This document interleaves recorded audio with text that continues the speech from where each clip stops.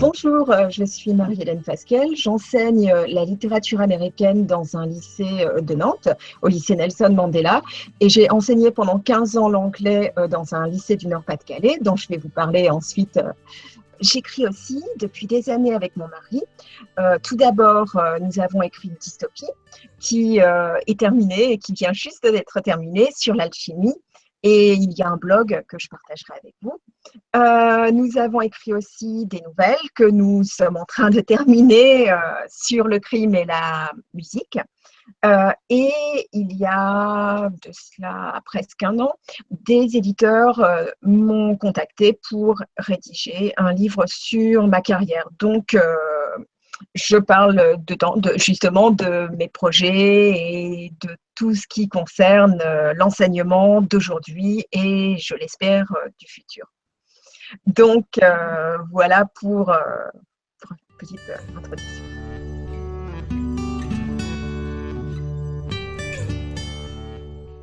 Je vais vous parler d'un projet qui me tient vraiment à cœur, que j'ai mené en 2013. Donc, j'en ai mené des tonnes depuis, mais qui concerne plus la littérature et des élèves qui n'ont pas de problème du tout. Donc, je vais plutôt vous parler de celui sur l'environnement, qui va parler à plus de gens, je pense. C'était donc en 2013, des élèves qui n'étaient pas forcément très forts, enfin. Et tout l'été précédent cette année scolaire, j'avais discuté avec ma famille, on cherchait des moyens de les motiver parce que le but, c'était de leur faire écrire des nouvelles sur l'environnement. Or, j'avais connu beaucoup de classes de ce type-là, de seconde, qui me disaient que pour 10 lignes d'une dissertation, ben, c'était trop. Donc là, il fallait qu'ils écrivent des nouvelles entières qui seraient publiées en ligne et qui seraient partagées, écrite collaborativement avec des élèves du monde entier, enfin surtout d'Europe, mais d'autres pays aussi. Et donc, et puis plein d'autres choses. Et le projet allait durer 1 an. Or, tout professeur sait que parfois, au bout de 3 semaines d'une thématique, les élèves se lassent. Donc, il fallait que 1 heure par semaine, toutes les semaines, les élèves travaillent sur l'environnement. Et ça leur a permis de s'ouvrir à l'international, de faire des tas de choses qu'ils n'auraient jamais pensé pouvoir faire. Et ce qui m'a étonnée le plus dans ce cadre, c'est que j'avais peur que l'ambition soit démesurée, que les élèves soient inquiets. Et en fait, ça a été le contraire. Du fait que je leur donnais de l'ambition, ils se disaient que, eh bien, si je leur proposais ce projet, ils en étaient capables. Et ils ont fait un travail vraiment exceptionnel.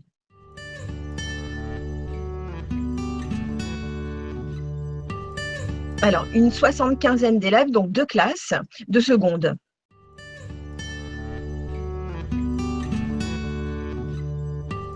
Il y a eu beaucoup de micro-projets à l'intérieur de ce projet et le but, c'était toujours la collaboration parce qu'on apprend toujours mieux à plusieurs, parce que les classes étaient les 2 classes étaient très hétérogènes. Donc, les élèves les plus doués dans certains domaines, hein, certains, c'était l'écriture, d'autres, c'était le dessin. Enfin, tous leurs talents ont été mis à profit.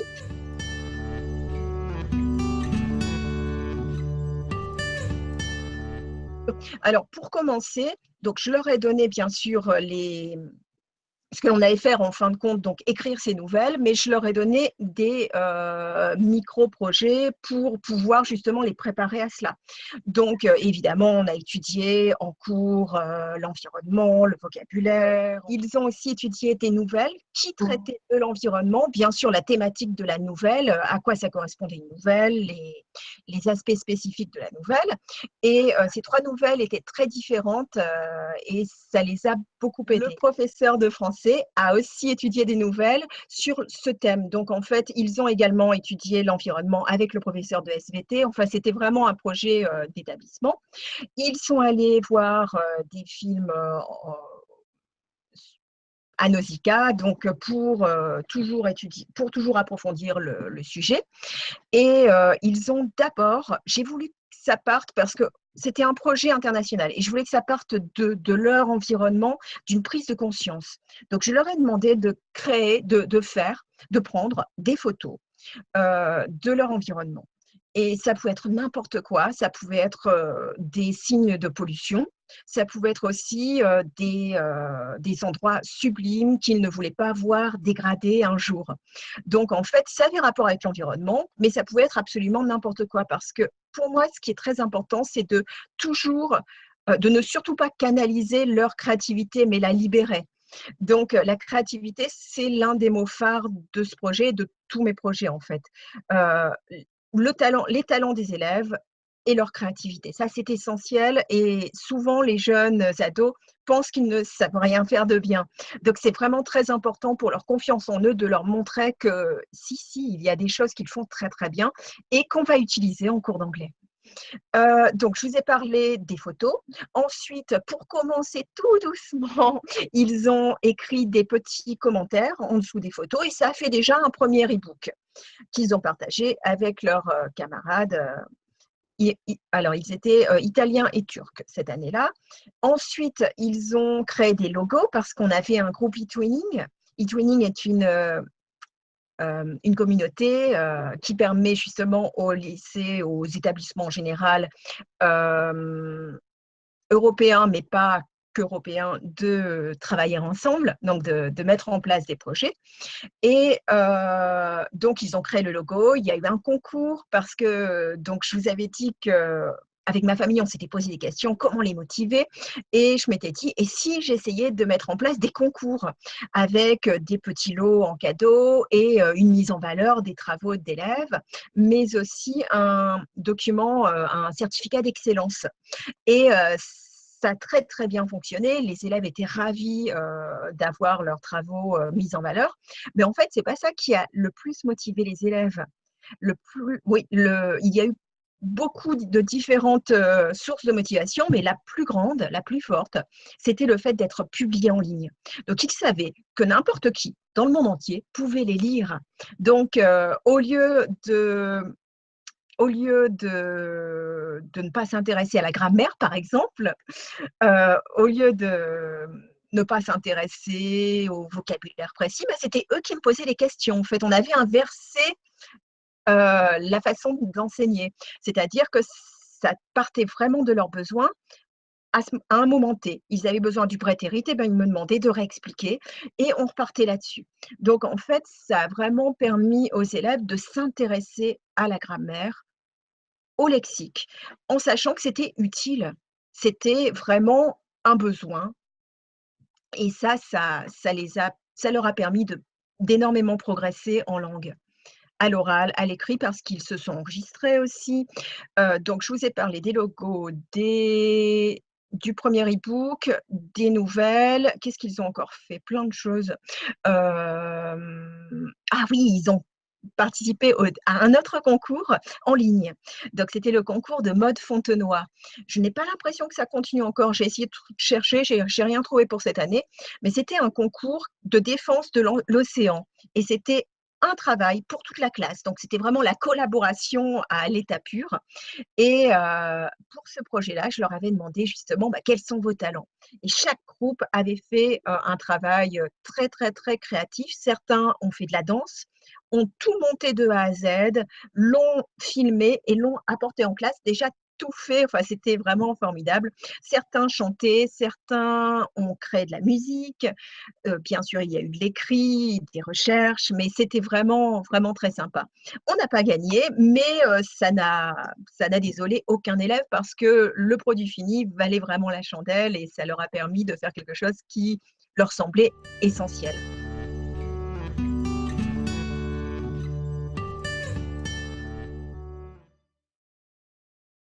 Alors, plein de choses en fait. Bon, déjà, ils ont pris énormément confiance en eux et ça, c'est essentiel parce qu'on n'obtient rien en tant que professeur. Il n'y a aucun progrès des élèves s'ils n'ont pas confiance en eux. Donc ça a été la première chose très importante. Le deuxième impact, c'est sur leur langue. Forcément, ils ont écrit des nouvelles entières. Ils ont aussi, ce que j'ai oublié de dire, c'est qu'ils ont créé des BD. Mais je ne voulais pas qu'ils créent une BD à partir de leurs propres nouvelles, mais à partir de la nouvelle des copains. Donc, il fallait qu'ils en lisent plusieurs pour pouvoir choisir leur préféré. Et en fait, même si je n'avais pas fait ça, j'ai remarqué très vite que les élèves voulaient voir ce que les autres avaient fait et se lisaient. Et or, vous avez déjà vu, par exemple, dans un devoir surveillé basique, normal, enfin traditionnel, personne lit la copie du voisin. Vous voyez ce que je veux dire? Là, il y avait un intérêt certain pour le travail des copains et donc le fait de lire les nouvelles des copains, d'en choisir une qui nous plaisait particulièrement et de la mettre en forme sous forme de BD, de la transformer sous forme de BD, en ligne ou hors ligne. Ils pouvaient très bien utiliser des sites en ligne ou dessiner s'ils avaient justement ce don. Et ça a été très, très, très intéressant parce que ça fait travailler la compréhension orale, la compréhension écrite, pardon, l'expression écrite. Donc tout ça, ça a énormément progressé.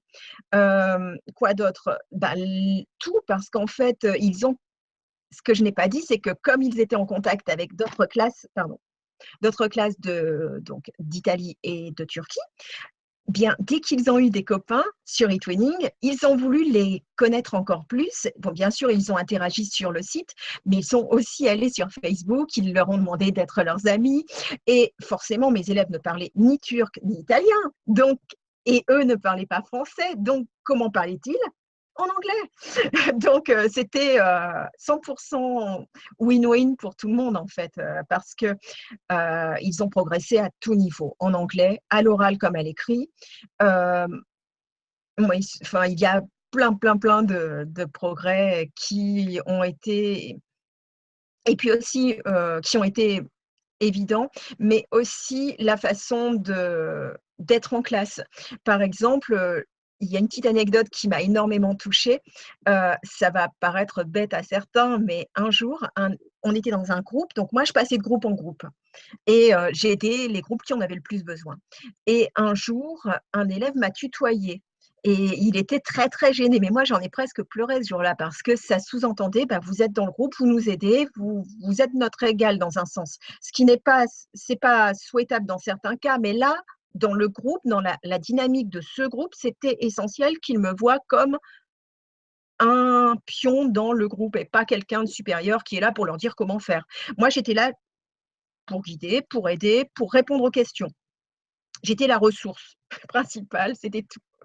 Donc, c'était très touchant et c'était absolument pas un manque de respect et c'était vraiment quelque chose de très naturel et ça prouve que quelque chose s'était passé. Ça fonctionne très bien, comme d'ailleurs, avec cette classe-là, il y avait aussi de la classe inversée qui permettait, aux plus faibles de prendre le temps de regarder une vidéo 5 fois s'ils en avaient envie, de lire 5 fois le texte s'ils le voulaient, de chercher du vocabulaire, parce que beaucoup d'élèves n'avaient pas d'aide à la maison. Les parents ne pouvaient pas, soit par manque de temps, soit par manque de connaissances. Donc, quand on voit une vidéo et qu'on cherche le vocabulaire en ligne, ben, on peut se débrouiller tout seul. En tout cas, on peut essayer. Alors que si l'on a un texte à rédiger seul, ben, on n'a pas d'aide.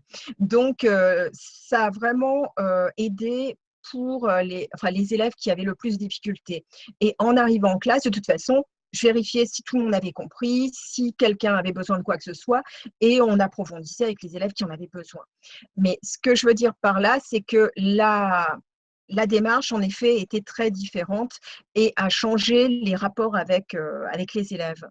Heu, Autant de respect, voire plus, dans un sens, parce qu'ils se rendaient compte du travail monumental que je faisais pour eux, parce que corriger toutes les nouvelles, et pas seulement corriger, mais souligner pour qu'ils puissent corriger eux-mêmes et recorriger ensuite, enfin, c'était un travail absolument faramineux. Les recherches de collègues, qui veulent travailler avec nous, c'est un gros travail aussi. En fait, toute la dynamique de projet demande du travail, mais justement, les élèves le voient ça et le fait que je me donne à fond pour eux, beh, c'était aussi une source de respect et enfin ça disons que je n'ai jamais, jamais ressenti d'irrespect alors que j'étais avec eux et pas devant eux. Donc ça, c'est important de le souligner parce que ça peut faire peur.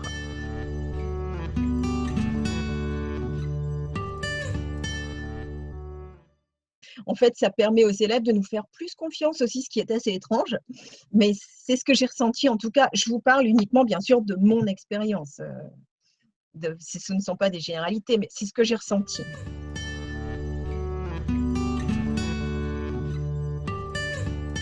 Alors, bon, il y a plein de choses. Le fait d'avoir écrit un recueil de nouvelles ensemble, c'était vraiment pour eux une pépite.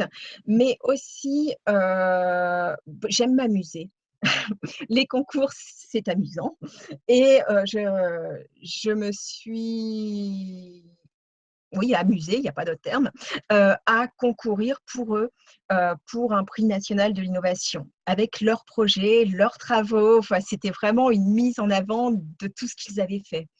Et on a gagné l'un des 5 prix nationaux à l'UNESCO de cette année-là. Et certains élèves pleuraient. À la fin de l'année, mon proviseur a accepté que l'on fasse ensemble une petite fête pour les 2 classes. Et il y avait 75 élèves. Et depuis le début de l'année, je faisais ce que j'appelle la course au lot. Donc, je cherchais des lots et enfin, j'ai eu surtout des livres. Donc, ce qui tombait très bien pour un prof, c'était parfait. Donc, des librairies, c'est l'anglais qui des librairies, des éditeurs m'ont fait confiance et m'ont envoyé des livres pour les élèves et m'ont soutenu. Et ça m'a permis, j'avais 75 livres. Donc, ça m'a permis de remettre un livre par élève. Il y en avait en espagnol, en allemand. Donc, j'ai dû, quand je remettais le lot, bon, tu es en espagnol ou en allemand? Enfin, c'était très sympa. Et puis, donc, il y a eu cette petite fête avec des gâteaux que les élèves avaient apportés, des jus de fruits que le lycée avait proposés. On avait parce que mon proviseur était venu avec moi à l'UNESCO, donc on avait le prix, enfin, donc c'était vraiment sympa. Les élèves ont énormément été touchés d'être reconnus à ce point. Et je me suis dit, 5 dans toute la France, dans toutes les matières, du primaire à la fac, c'est pas beaucoup. Et si je m'amusais à postuler à l'international? Bon, il y a 0 chance, mais qui ne tente rien n'a rien. Donc, l'année suivante, je postule et quelques mois plus tard, bon, moi j'oublie, je postule, puis voilà, c'est fait. Et en fait, j'ai été sélectionnée. Et donc, comment dire? Je trouve pas le terme. Défendu le projet des élèves. Donc, j'ai défendu leur projet, à Barcelone en 2014 et il a été de nouveau l'un des 10 projets gagnants. Donc, ça a été aussi annoncé aux élèves et ils étaient extrêmement fiers d'eux. Donc ça, c'est leur pépite, c'est vraiment leur dire: «Ben voilà, ce que vous avez fait, c'était vraiment bien. En plus, c'était une cause, magnifique» et donc voilà, la petite pépite. Un râteau, le plus difficile dans ce projet, ça a été vraiment, ben, le lien avec l'international, c'est qu'on n'avait pas les mêmes vacances, donc parfois c'était pas du tout les mêmes types d'enseignement, de programmes, de niveau d'élèves, enfin, c'était vraiment les différences qui compliquaient la donne, mais en fait, bah, la façon de gérer ça, c'était tout simplement d'être à l'écoute et de s'adapter tout simplement. Adaptation, c'est quand on est prof, si on ne connaît pas ce mot, bah, il faut changer de métier.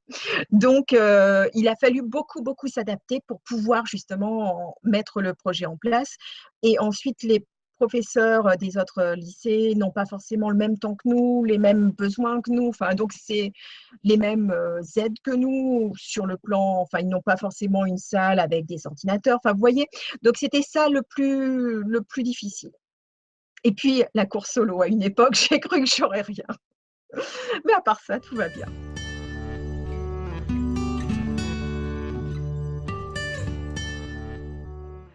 Mais oui. Alors, en fait, je ne m'en suis pas rendu compte sur le coup, mais apparemment, le premier cours, dans l'une des 2 classes, il y avait mon fils. Donc, c'était son choix. Ça faisait 15 ans qu'il me disait: «Je serai dans ta classe, maman» et je lui répondais: «Oui, oui, mon chéri», en me disant: «À 15 ans, tu pourras plus être dans les jupes de maman», à part qu'il voulait encore. Donc, je l'ai eu dans ma classe. Et ça a été franchement très, très sympa. Mais ça faisait 15 ans que je lui parlais de mes projets et lui voulait faire partie des projets, donc bon, c'est logique. Et donc, c'est lui qui m'a dit des choses après. Donc, en gros, ça avait l'air de se passer très, très bien. Et ensuite, ce que j'ai su donc, du côté élève, c'est que le premier cours, bah, je les avais perdus en fait. Je leur avais tellement expliqué le projet en détail qu'ils avaient été assez inquiets lors du premier cours. Et ensuite, comme ça a été très progressif, ça s'est très, très bien passé.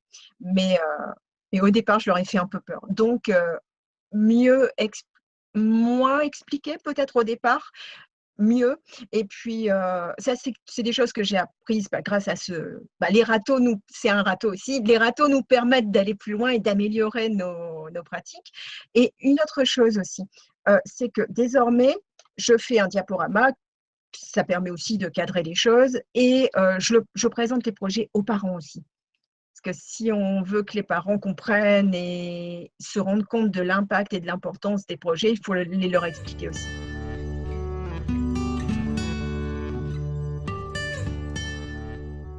Donc, ce que j'ai changé, en fait, parce que c'était il y a quelques années, donc j'ai changé plein de choses.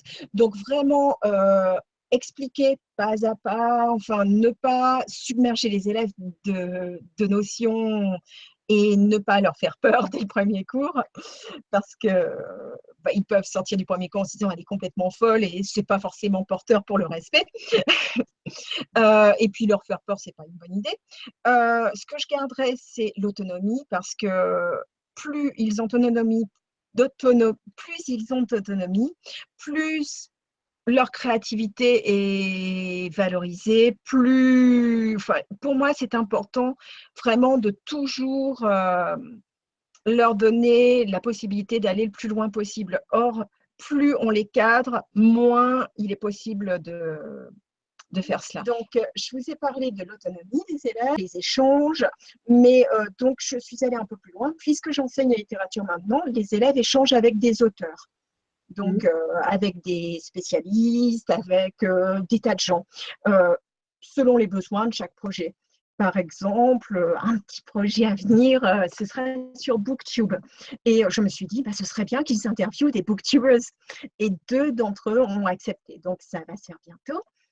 Et le rapport donc une autre chose, le rapport entre élèves et profs, qui est beaucoup plus facile, je pense, parce que il y a moins d'ennuis, il y a moins enfin ça se passe très bien en fait. Ils travaillent parce qu'en fait quand ils ont confiance, quand ils savent où on les emmène et qu'ils savent que ça va leur permettre de progresser, je pense que ça fonctionne. Les concours, j'ai toujours continué parce que c'était pas forcément c'était pas forcément ce qui les motivait le plus, mais ça les motive.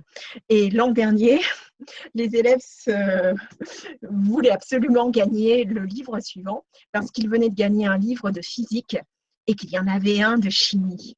Alors, ils étaient tout fous. Alors, moi, j'étais ravie parce que donc, ils étaient très motivés par la chimie et la physique. On fait comme on peut. Donc, c'était amusant. Et puis, les prix, j'ai continué. Donc, voilà. Donc, Ok. Du coup, vous vouliez peut-être parler aussi de votre livre. ce que je peux dire, en fait, dans l'élève au cœur de sa réussite, j'ai essayé justement d'être très pragmatique. Et il y a un chapitre entier consacré à l'environnement, justement, à ce projet, avec tous les liens, en fait, c'est un livre qui est écrit de façon très simple et avec beaucoup d'humour, qui permet d'être lu par n'importe qui. Ma belle-sœur potière a adoré alors que il n'y connaissait rien à l'enseignement. Enfin, une lectrice qui est psychologue a adoré aussi. Enfin, plein de gens qui ne sont pas forcément professeurs ont adoré. Et les retours avec les lecteurs, bon, ça c'est magique.